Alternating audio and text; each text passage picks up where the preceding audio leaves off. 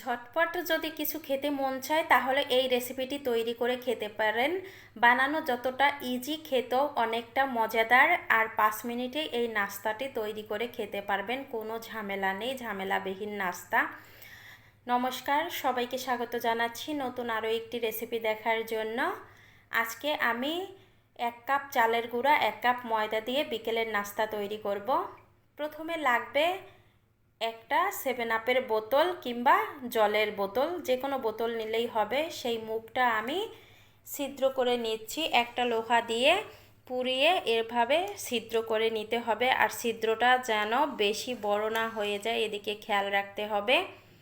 তারপরে এই যে নিয়ে নিলাম 1 কাপ চালের গুঁড়া, আর এখানে নিয়ে নিব আমি 1 কাপ ময়দা। এখানে আপনারা 1/2 কাপ ময়দাটাও দিতে পারেন। তারপরে আমি এখানে দিয়ে দিব স্বাদ মতো লবণ। লবণটা দেওয়ার পরে এখানে দিয়ে দিব চিনি, মিষ্টিটা আপনাদের উপর ডিপেন্ড করে। তারপরে এখানে নর্মাল তাপমাত্রায় থাকা জল দিয়ে এগুলো একসঙ্গে মিশিয়ে নিতে হবে।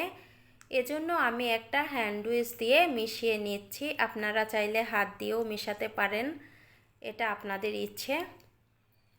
এখন আমি আবারও একটু জল দিলাম। এরকম অল্প অল্প জল দিয়ে ভালোভাবে গুলিয়ে নিতে হবে, নয়তোবা বেশি পাতলা হয়ে গেলে কিন্তু পিঠাটা তৈরি করতে পারবেন না। এই দেখেন, আমি আবারও কিছুটা পরিমাণ জল দিয়েছি। জল দিয়ে আবারও মিশিয়ে নিব। আমি এখানে 3বার জল ব্যবহার করেছি। এবার পারফেক্ট একটা গোলা তৈরি হয়ে গেছে। দেখেন, এভাবে একটু ফেটিয়ে নেবেন। ফেটানো হয়ে গেছে। এবার আমি 7আপের যে বোতল, সেই বোতলটা নিয়েছি। আর এখানে হচ্ছে আমি একটা কাপ নিয়েছি। এই কাপ দিয়ে ব্যাটারটা ভরতে খুব সুবিধা হবে। এই তো বোতলের মুখে আমি দিয়ে ব্যাটারটা দিয়ে দিচ্ছি। আর ব্যাটারটা দেওয়ার সঙ্গে সঙ্গে ভিতরে কিন্তু ঢুকে যাবে। আর একটা কথা বলি, যদি দেখেন পিঠাগুলো দিতে গিয়ে পাতলা হয়ে গেছে, তাহলে আবার পটে থেকে বের করে একটু ময়দা কিংবা চালের গুঁড়ো মিশিয়ে তারপর আবার তৈরি করে নেবেন। আমি চলে আসলাম তৈরি করার জন্য। প্যানে আমি কিন্তু তেল দেইনি, এমনিতেই প্যানের উপরে দিয়ে দিচ্ছি। এভাবে একটু চেপে চেপে দিয়ে দিবেন, এলোমেলোভাবে দিয়ে দিবেন, তাহলে কিন্তু সুন্দর শেপ চলে আসবে।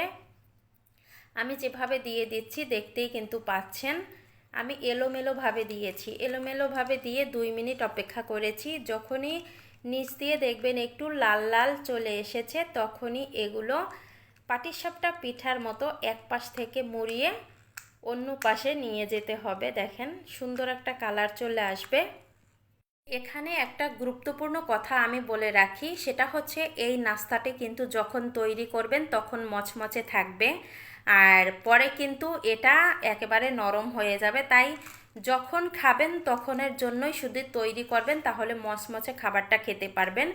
যদি 1 ঘন্টা রেখে দেন তাহলেই দেখবেন যে এই খাবারটা কিন্তু নরম হয়ে গেছে। এজন্য আপনাদের পছন্দ অনুযায়ী যতটুকু পরিমাণে লাগবে, মানে যখন তৈরি করবেন তখনই খেয়ে নেবেন।